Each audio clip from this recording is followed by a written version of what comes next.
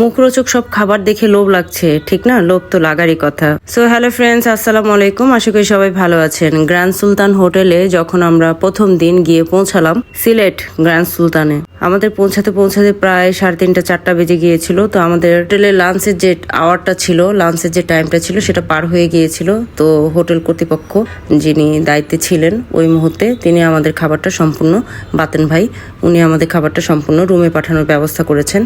তো রুমে যাওয়ার পরে আমরা সুন্দর করে ফ্রেশ হয়ে নামাজ কালাম আদায় করে তারপরে আমরা খেতে বসেছি।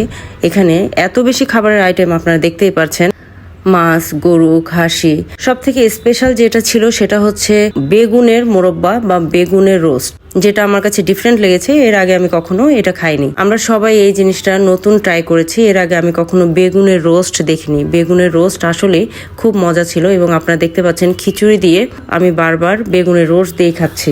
গরু, খাসি, বিশাল বড় মাছ ভাজা। মূলত আমি আসলে এক তরকারি মানুষ। এক তরকারি হলে আমার জন্য খাওয়াটা একটু আরামদায়ক হয়। তরকারি বেশি আইটেম দেখলে আমার মাথা ঘোরানো শুরু করে দেয়, কিন্তু তারপরও এত সব মুখরোচক খাবার, সবগুলোই তো একটু করে টেস্ট করতে হবে। আমি সবগুলো একটু করে টেস্ট করেছি, সবগুলো খাবারই অসাধারণ ছিল।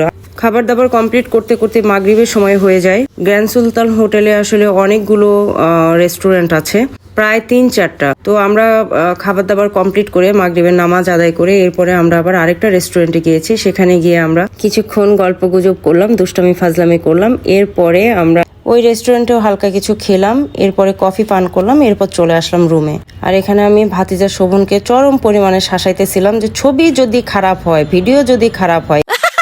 মূলত কথা হচ্ছে গাইস, আমার সাথে যে যেখানেই বেড়াইতে যাক কারো শান্তি নাই।